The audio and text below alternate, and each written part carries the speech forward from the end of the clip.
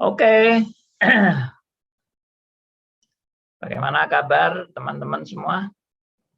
Bu Nita, Bu Lani Toha, Ibu Vivi Dani, Pak Arifin. Selamat pagi, Pak. Tuhan baik, Pak. Ya. Puji Tuhan, sehat, Pak. Pak Sugianto, Bu Kwili. Puji Tuhan, Pak. Baik, Pak. Puji Tuhan. Kita sudah membahas mengenai kekuatan pencobaan komunal.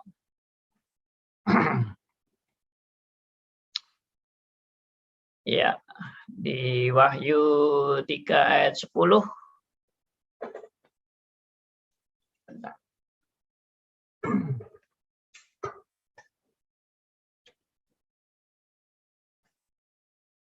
Tuhan berbicara tentang suatu pencobaan. Hari pencobaan yang akan datang atas seluruh dunia untuk mencobai mereka yang diam di bumi. Hari pencobaan ini datang untuk menguji orang-orang yang mengaku Kristen, yang tidak peduli pada tibanya hari itu. Iblis datang sebagai singa yang mengaum untuk menganiaya mereka, dan sebagai malaikat terang yang berusaha menyesatkan mereka. Kita harus memikirkan tentang 3 aspek dari jenis pencobaan ini. 1, jenis pencobaan ini merupakan penghakiman dari Allah. Allah memiliki 2 tujuan di dalamnya. Yang pertama adalah sebagai penghukuman atas dunia yang telah menghina Injilnya, dan yang kedua adalah sebagai penghakiman atas mereka yang pura-pura mengaku Kristen. Ini berarti bahwa pencobaan tersebut punya kekuatan khusus sehingga akan memenuhi tujuan Allah. Oke. Kita baca yang berikut ini, silakan ada teman yang mau membacakan bagi kita semua. Siapa aja silakan.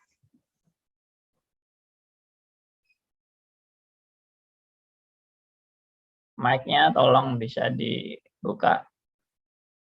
Siapa yang mau bacakan? Saya bacakan, Pak. Alkitab berbicara tentang orang-orang yang tidak menerima dan mengasihi kebenaran yang dapat menyelamatkan mereka, yakni orang-orang yang tidak percaya kepada kebenaran tetapi bersenang-senang di dalam kejahatan. Untuk menghukum mereka, Allah mendatangkan kesesatan atas mereka, yang menyebabkan mereka percaya akan dusta. 2 Tesalonika 2 ayat 9-12. Allah tidak berubah. Di dalam kedaulatannya yang kudus, Dia tetap mengirimkan ujian-ujian seperti itu. Dan semua ini tidak pernah sia-sia. Allah memberi kepada mereka kuasa yang akan mencapai apa yang diinginkannya. 2 Tesalonika 2 ayat 9 sampai dengan ayat 12. Berbunyi demikian. Kedatangan si pendurhaka itu adalah pekerjaan iblis yang akan disertai rupa-rupa perbuatan ajaib, tanda-tanda, dan mujizat-mujizat palsu, dengan rupa-rupa tipu daya jahat terhadap orang-orang yang harus binasa, karena mereka tidak menerima dan mengasihi kebenaran yang dapat menyelamatkan mereka. Dan itulah sebabnya Allah mendatangkan kesesatan atas mereka, yang menyebabkan mereka percaya akan dusta, supaya dihukum semua orang yang tidak percaya yang akan kebenaran dan yang suka kejahatan. Amin. Iya. Ya, inilah gambaran akhir zaman. Coba yang ikut eskatologi boleh sharing itu. Kira-kira pendurhaka ini siapa ya? Apa juga dibahas di eskatologi? Iya, Pak Andi. Pendurhaka itu antichrist. Nah, itu siapa itu? Ya itu masih tanda tanya, bisa dari tidak disebutkan siapa betul-betul antikris di sana, cuma dibilang itu dari kalangan sendiri, dari orang-orang percaya, dari gereja, di dalam gereja gitu. Cuma tidak tahu siapa gitu. Musuh dalam selimutnya. Ya, musuh dalam selimut itu. Yang pasti disertai rupa-rupa perbuatan ajaib, tanda-tanda dan mujizat-mujizat palsu. Dengan rupa-rupa tipu daya jahat terhadap orang yang harus binasa. Wah, ngeri nih. Ya. Kalau kita belajar yang tentang bidat itu, apakah juga bisa termasuk salah satu dari mereka, Pak, begitu? Nah, itu yang saya curiga. Jadi kalau memang itu dari dalam, di sini kan dikatakan pekerjaan iblis akan disertai rupa-rupa perbuatan ajaib, tanda-tanda, mujizat-mujizat palsu, dan rupa-rupa tipu daya jahat terhadap orang-orang yang harus. Malah ini bukan bidat ini. Ini gereja yang diakui sebagai gereja, bukan bidat. Ajarannya, Pak, bukan itunya ya, maksudnya ajarannya yang bidat itu. Iya, jadi ini malah resmi nih. Ini orang dalam ini. Ya iyalah, makanya itu memang fokusnya di sana, Pak. Orang dalam, jadi bukan dari orang luar. Cuma yang nanti menjadi yang tokohnya siapa itu belum bisa diprediksi ya, Pak Andi. Tapi orang-orang yang sudah menjadi pelaku mujizat-mujizat ini kan sudah kelihatan, mulai kelihatan itu. Rupa-rupa perbuatan ajaib, tanda-tanda, dan mujizat-mujizat palsu. Rupa-rupa tipu daya jahat terhadap orang-orang yang harus binasa. Jadi memang pekerjaan sesat ini memang disediakan bagi orang yang harus binasa, yang makin menyesatkan.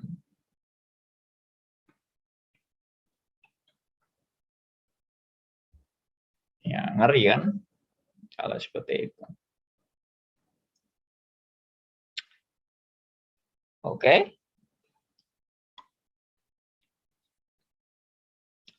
Jadi saya lebih setuju, ini bukan pribadi seperti yang saya katakan minggu lalu itu. Ini bukan pribadi, meskipun memang bentuknya singular, bukan plural ini. Si pendurhaka itu singular. Tapi saya menafsirkan ini pekerjaan iblis ini kan bukan kepada satu orang kan, pekerjaan iblis itu. Pekerjaan iblis itu kepada komunitas, bisa kepada suatu komunitas. Nah itu. Andi, jika sebelumnya kan Pak Andi bilang itu ada penghakiman terhadap komunal. Apakah juga ada sangkut pautnya bahwa ini juga pelakunya itu komunal, Pak, begitu? Ya itu yang saya maksud. Jadi si pendurhaka ini ya pokoknya orang-orang yang dipakai setan. Ya, kan ini dikatakan pekerjaan iblis. Berarti kan dipakai setan. Pekerjaan iblis ini loh. Waduh, mana ini kok. Bentar.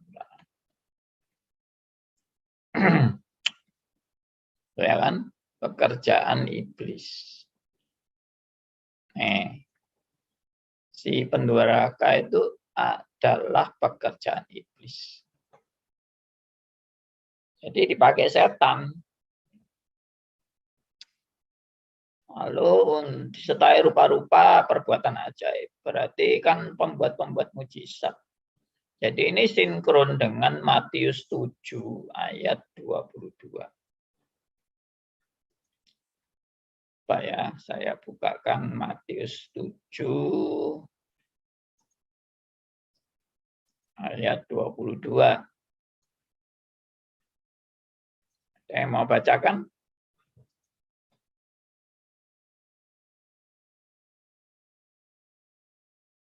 Silakan.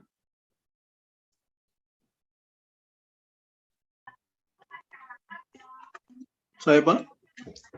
Ya. Pada hari terakhir, banyak orang akan berseru kepadaku, Tuhan, Tuhan, bukankah kami bernubuat demi namamu, dan mengusir setan demi namamu, dan mengadakan banyak mujizat demi namamu juga? Ya. Meskipun ini konteksnya beda, tapi ini juga pelaku-pelaku mujizat yang ditolak Tuhan dan tidak dikenal Tuhan. Karena di ayat 23 Tuhan bilang, nyala daripada aku tidak pernah mengenal kamu. Kamu sekalian pembuat kejahatan. Nah, jadi ini orang-orang yang juga ditolak Tuhan. Tapi mereka adalah pelaku-pelaku mujizat.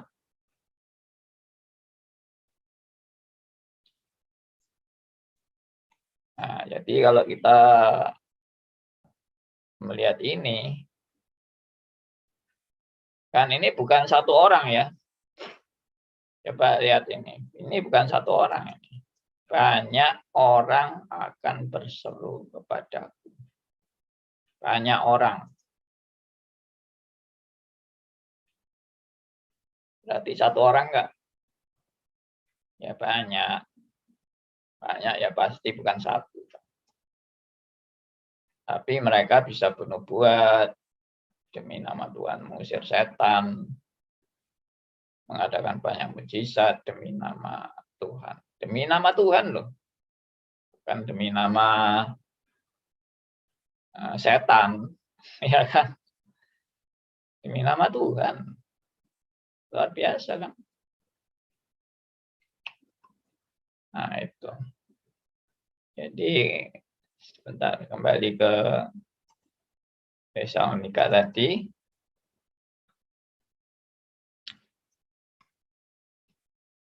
Mana Tesalonika?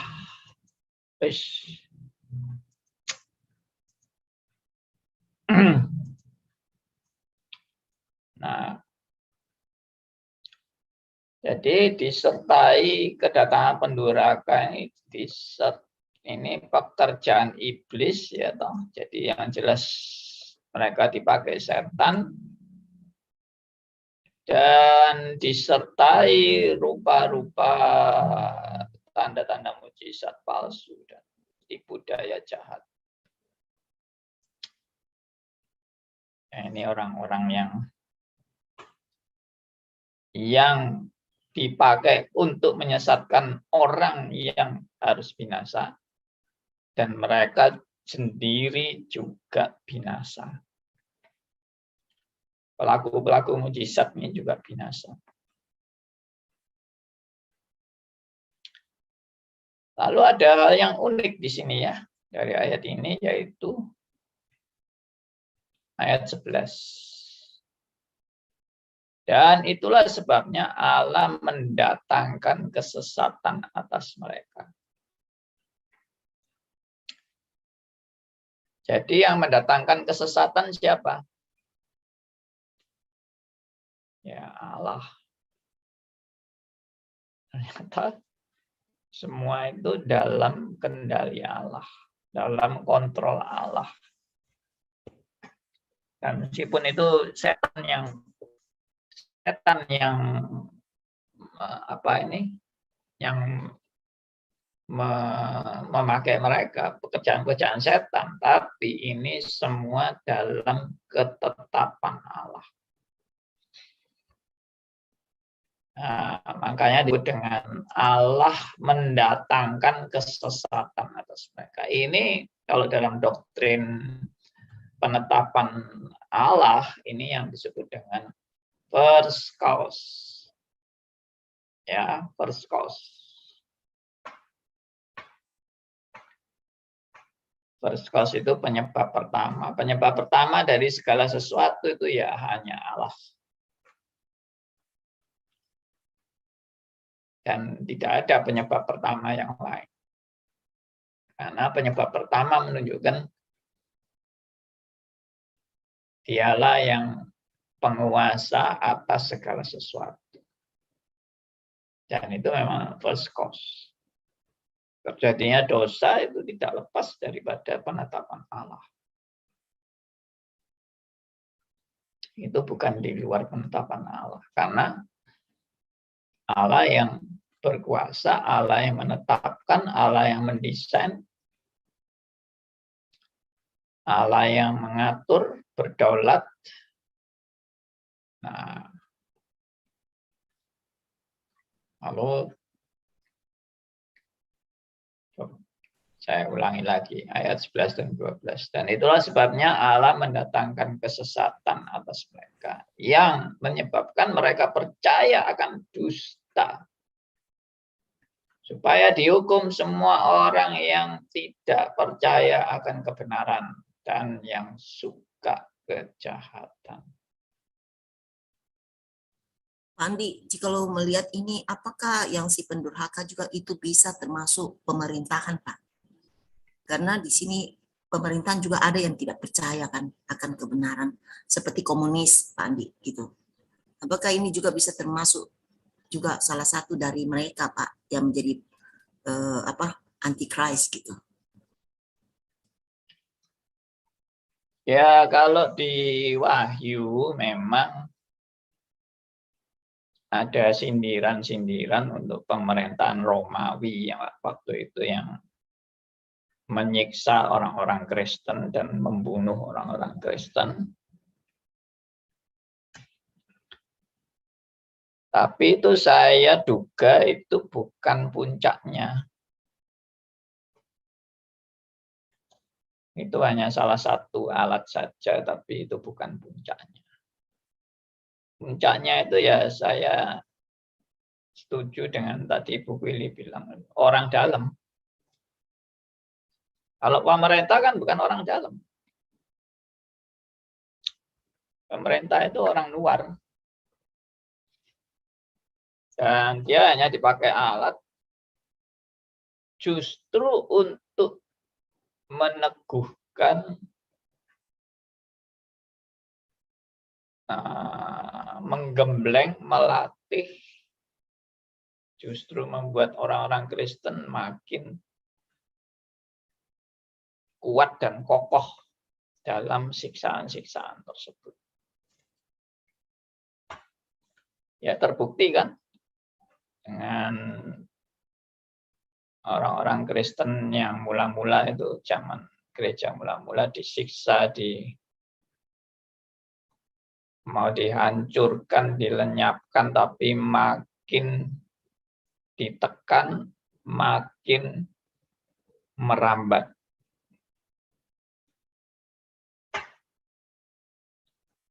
Dan itulah kekuatan luar biasa memang. Ya. Tapi herannya ada ajaran sesat yang juga ditekan dan makin merambat juga. Wah, jadi lucu juga ini ya.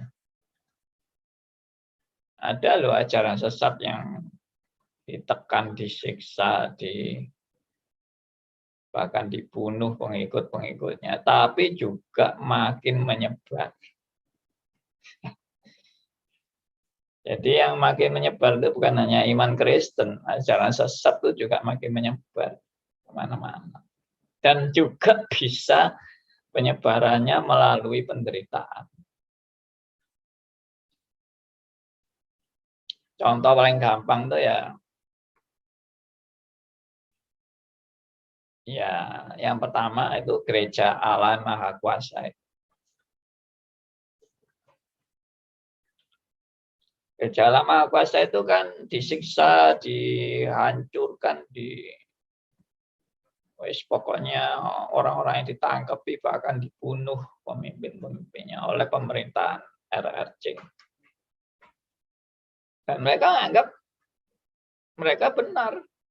Ya inilah memang kehendak Allah, mereka disiksa,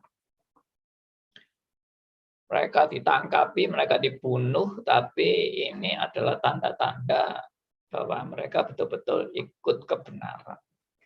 Itu gereja Allah yang Maha Kuasa itu yang saya pernah sharing di kelas bidat.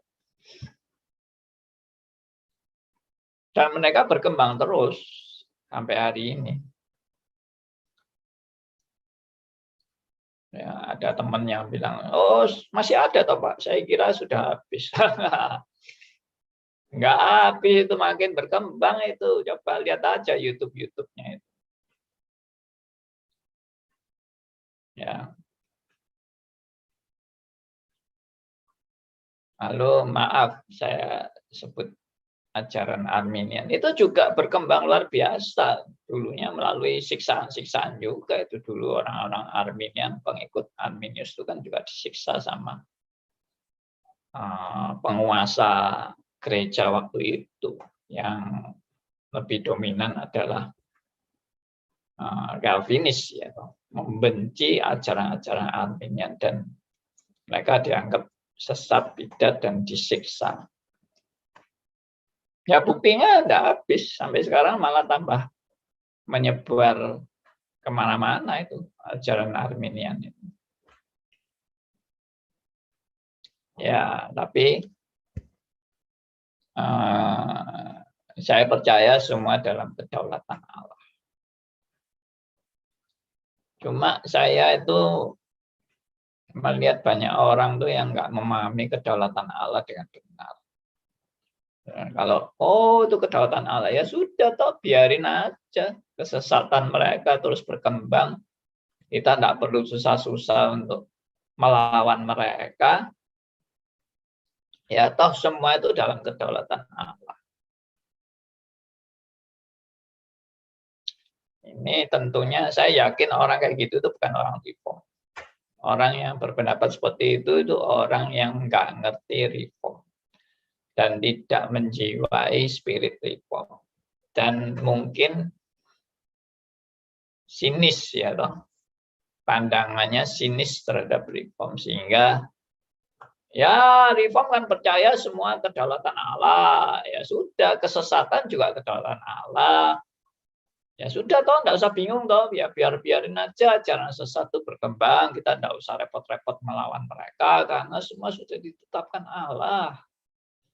Jadi sudah biarin saja.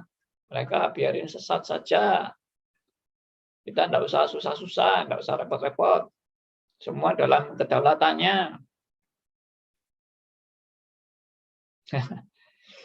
Ini orang nggak paham ya. Meskipun sudah dalam kedaulatannya, meskipun sudah dalam penetapannya, bahkan meskipun iblis itu keberadaannya di dalam penetapan Allah, tapi Allah juga memerintahkan saudara dan saya untuk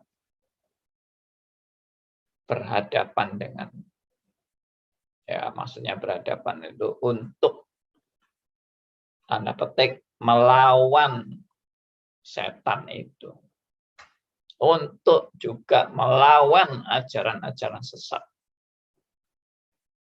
Meskipun sudah ditetapkan, tidak berarti kalau sudah ditetapkan itu ya sudah, ya biarin aja, kita nggak usah melawan iblis, kita nggak usah melawan ajaran sesat, biarin aja lah. Habis energi kita untuk melawan mereka.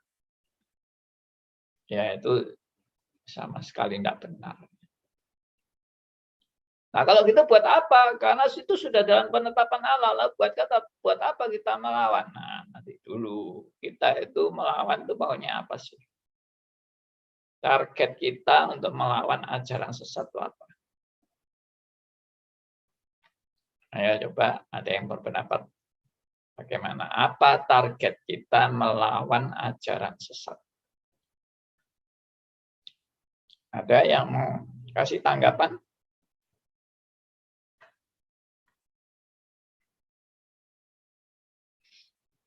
Ajaran sesat perlu dilawan nggak? Ya perlu, Pak Andi. Ya. Nah, kenapa? Targetnya apa? Melawan ajaran. Padahal sudah ditetapkan Allah. Supaya tidak, maksudnya membuat orang itu sepertinya percaya semua apa yang mereka katakan gitu. Karena kalau tidak itu juga bisa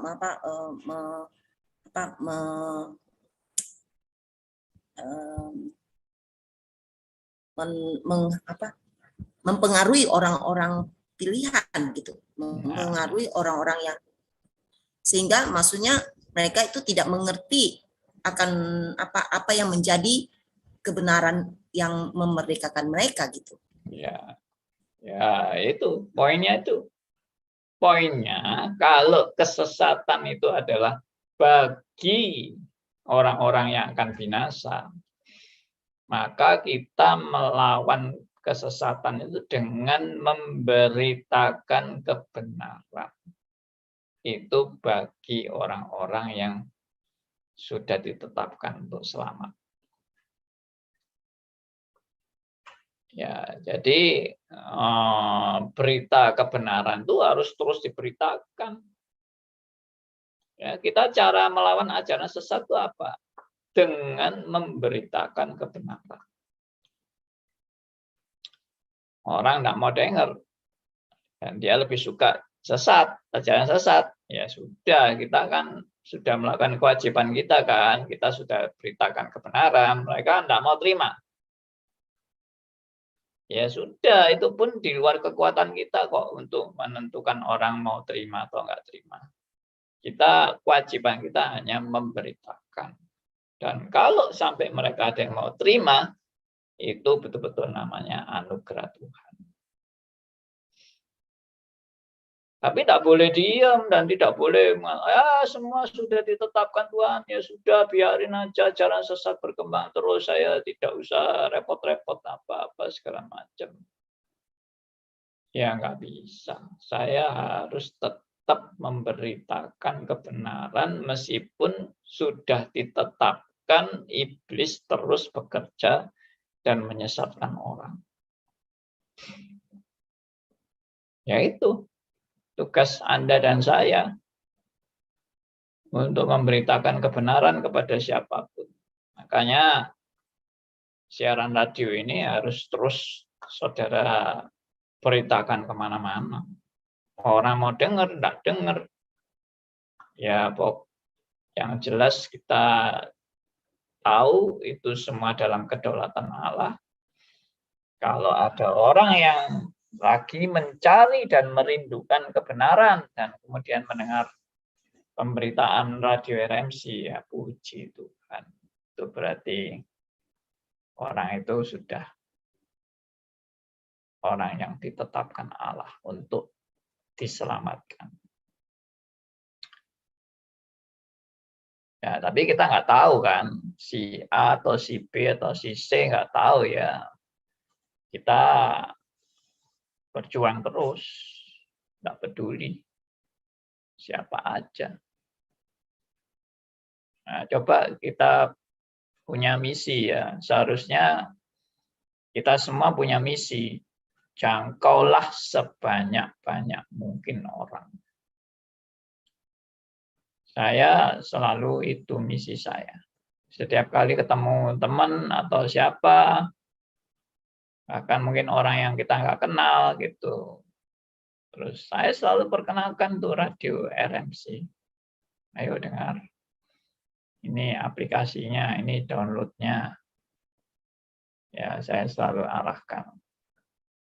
Ya, mengenai nanti dia respon, Puji Tuhan. Dia tidak respon, ya sudah, belum waktunya. Nah, kalau setiap saudara menjangkau teman-teman Anda punya teman berapa? 300 orang? Ya, 500 orang, sebarkan ke 500 orang. Dari 500 orang, masa 5 aja nggak dapat.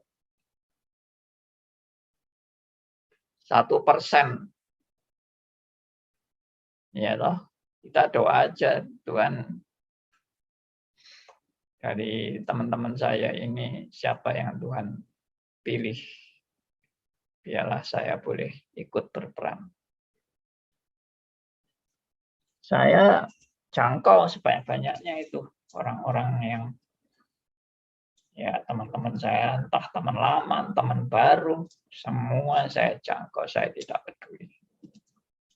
Mau dengar baik, mau tidak dengar juga baik. Ya, suka juga baik, tidak suka pun juga hak mereka untuk menilai. Tapi ternyata ya di antara orang-orang yang saya undang itu juga ada yang ikut, ya, puji Tuhan.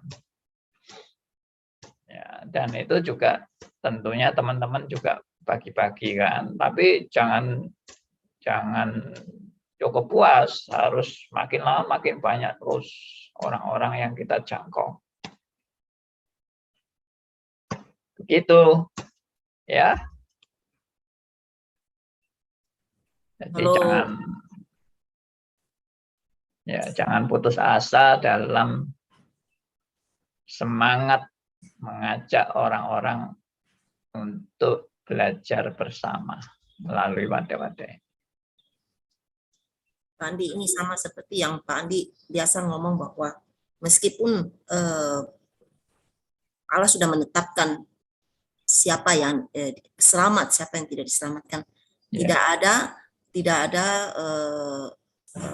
kompromi, maksudnya tidak ada alasan bagi kita untuk tidak memberitakan Injil kan kepada itu, karena kita tidak tahu siapa yang dipilih, siapa yang tidak dipilih gitu. Ini sama seperti penetapan Allah yang harus kita pahami sejalan dengan yang penyesatan ini, Pak, untuk memberitakan kebenaran gitu. Benar.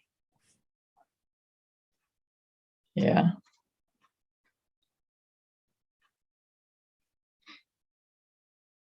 Ya, jadi jangan berhenti bersuara. Jangan berhenti menjangkau jiwa-jiwa untuk datang pada Tuhan. Ini saya bersyukur, ini saya umumkan sekali. Jadi nanti kita mau bikin seminar ini di tengah-tengah liburan stres ini. Ya. Seminarnya saya mengundang seorang hamba Tuhan yang lagi ambil gelar doktor dan akan kita laksanakan seminarnya bulan Juli yang akan datang. Bisa catat tanggalnya.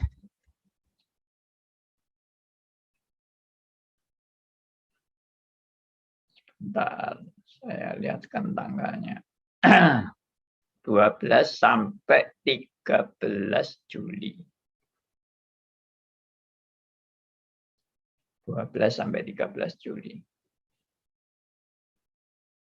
Temanya adalah melihat perjanjian baru dari perspektif perjanjian lama. 2 hari ya. 2 hari, tanggal 12 dan 13 Juli. Jam 19.00 sampai 21.00. Nah, itu temanya melihat PP dari perspektif PL.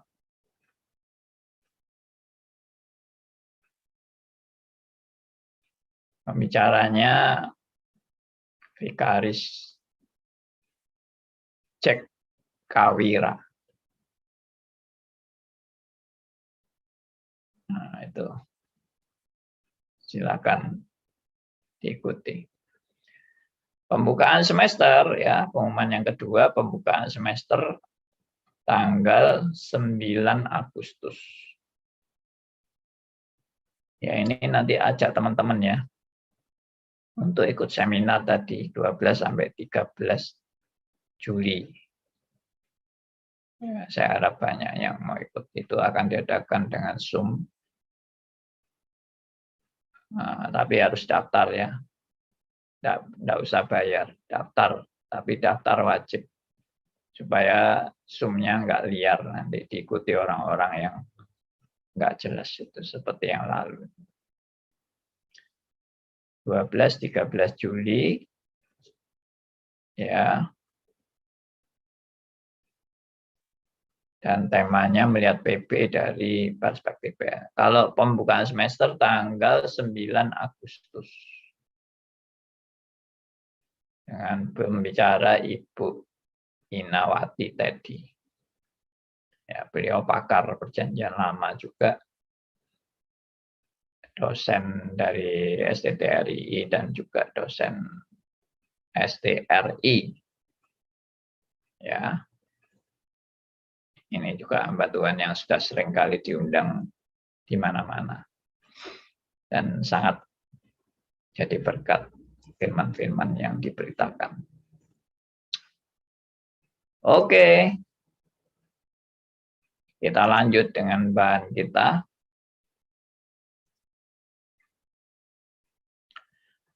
Ya, Allah mendatangkan kesesatan atas mereka yang menyebabkan mereka percayakan dusta. Allah tidak berubah. Di dalam kedaulatannya yang kudus, dia tetap mengirimkan ujian-ujian seperti itu. Dan semua ini tidak pernah sia-sia.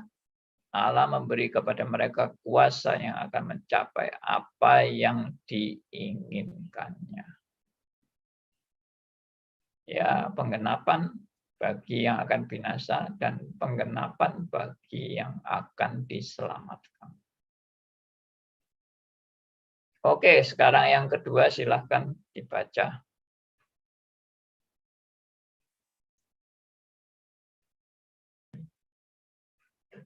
Saya, Pak. Silakan, Bu Nita. Jenis pencobaan ini meliputi pencobaan untuk mengikuti teladan orang-orang lain yang mengaku Kristen, yang punya reputasi sebagai orang saleh.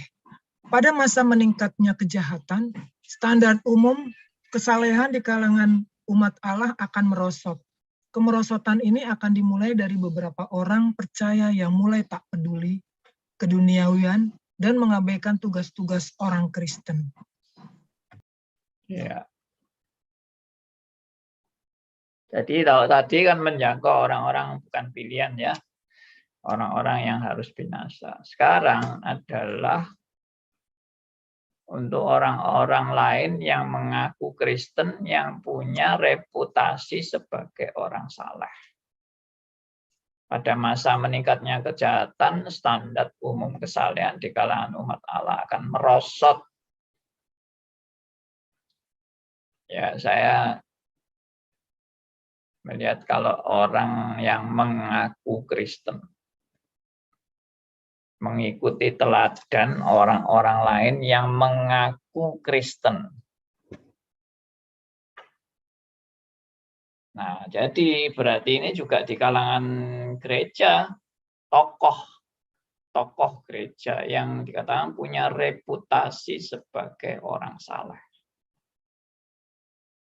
Ya, dan mereka dipanuti. Ya, perhatikan ya, jenis pencobaan ini meliputi pencobaan untuk mengikuti teladan orang-orang lain yang mengaku Kristen.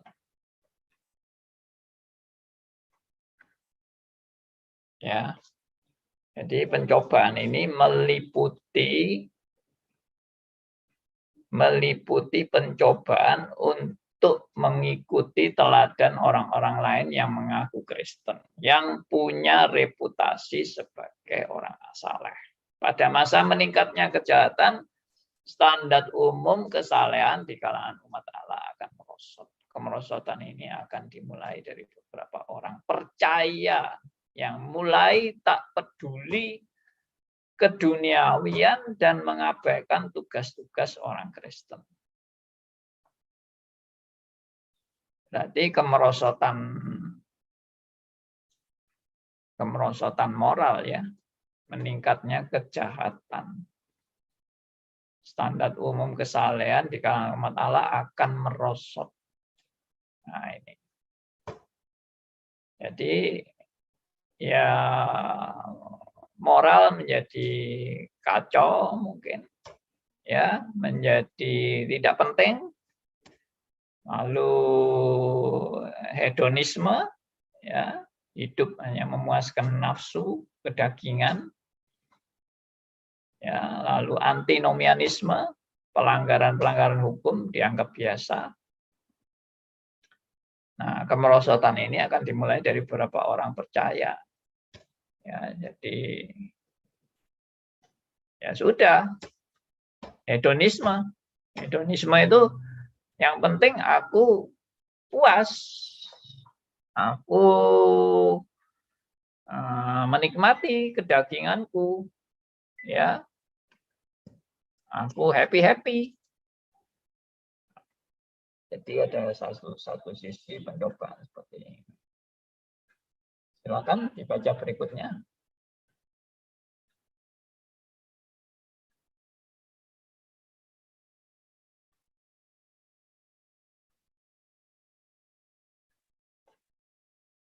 Siapa? Boleh baca?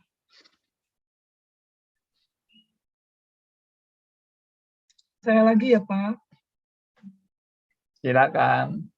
Orang-orang percaya ini mulai meragukan cara-cara lama dan merasa bebas mengikuti keinginan berdosa mereka. Mula-mula, orang-orang percaya lainnya akan menghakimi dan mungkin mencela mereka. Sekalipun demikian, tak lama kemudian akan ada lebih banyak orang yang akan mengikuti teladan dari beberapa orang percaya ini. Iya. Jadi mulai meragukan cara-cara lama, ya mungkin maksudnya cara-cara lama itu pemikiran-pemikiran ortodoks ya, atau pelayanan standar orang-orang rohani. Nah, ini dianggap kuno ini, ketinggalan zaman ini. Sudah, kita ikut yang modern aja. Lalu bebas mengikuti keinginan berdosa mereka. Ya, ini suatu godaan ya untuk saudara dan saya membenarkan diri dalam keberdosaan karena juga keyakinan akan doktrin sekali selamat tetap selamat dan keselamatan tidak melalui perbuatan baik dan dosa apapun tetap bisa diampuni oleh Tuhan. Maka ini yang seringkali juga disindir oleh kelompok Arminian bahwa orang Reform itu justru akan menyuburkan hawa nafsu kedagingan karena menganggap sekali selamat tetap selamat. Ya haleluya puji Tuhan, aku berdosa pun tetap selamat. Dan keselamatan tidak melalui perbuatan baik, haleluya puji Tuhan, aku tidak berbuat baik pun juga tetap selamat karena keselamatan bukan melalui perbuatan baik. Ya toh. Dan aku boleh terus berdosa karena Tuhan sudah menetapkan, jadi apapun yang aku lakukan, ya aku tetap selamat. Haleluya puji Tuhan. Ketetapan Allah tidak berubah untuk menetapkan aku pasti selamat. Sehingga ya terus membenarkan diri terus dalam keberdosaan, dalam kenikmatan, dalam kedagingan. Nah, lalu mungkin mengkritik orang-orang yang pura-pura saleh, yang pura-pura yang orang-orang yang mengejar kesalehan demi keselamatan. Kita tidak perlu saleh-saleh, jadi kita tidak perlu mengejar kesalehan, karena kita tanpa kesalehan pun kita sudah diselamatkan Allah. Nah, itu seringkali juga jadi alat untuk iblis menyuburkan kedagingan orang-orang yang memahami doktrin, menangkap doktrin dengan salah penerapan. Ya, menangkap doktrin dengan salah mengerti dan salah menerapkan. Nah, itu tadi. Sekali selamat tetap selamat. Ya, sebetulnya betul kan, sekali selamat tetap selamat. Tapi salah menerapkan. Menerapkannya ya udah, sekali selamat tetap selamat ya berarti haleluya puji Tuhan. Aku tidak akan kehilangan keselamatan apapun yang terjadi. Keselamatan tidak melalui perbuatan baik. Ya haleluya puji Tuhan. Aku berdosa pun tidak akan membatalkan keselamatan yang sudah Tuhan tetapkan. Ya, ketetapan Tuhan adalah ketetapan yang sempurna, yang tidak akan berubah-ubah. Jadi apapun yang aku lakukan ya tetap ketetapan Tuhan itu sempurna. Dan aku kalau sudah ditetapkan selamat ya pasti selamat. Apapun yang terjadi. Nah itu seringkali menyuburkan kedagingan keberdosaan. Sebetulnya bagaimana tanggapan kita?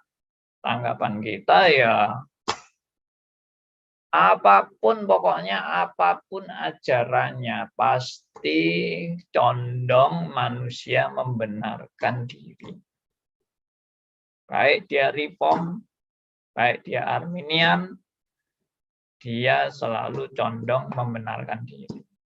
Dan kedagingan selalu mencari peluang-peluang untuk bisa melampiaskan dan membenarkan diri dalam kedagingannya.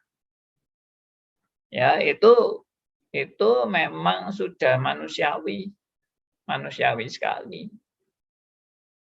Jadi saudara mau pilih yang mana? Saudara mau pilih yang keras, aturan keras seperti kalau berzina akan dihukum, ya, kamu bisa masuk neraka, kamu bisa binasa kalau berzina, ya, kamu akan dikucilkan dari gereja, kamu akan dibuang oleh Tuhan. Nah, ancaman-ancaman yang keras ini menyebabkan orang takut berzina. Atau gereja yang penuh dengan toleransi. Ya, kita semua orang berdosa. Wajarlah.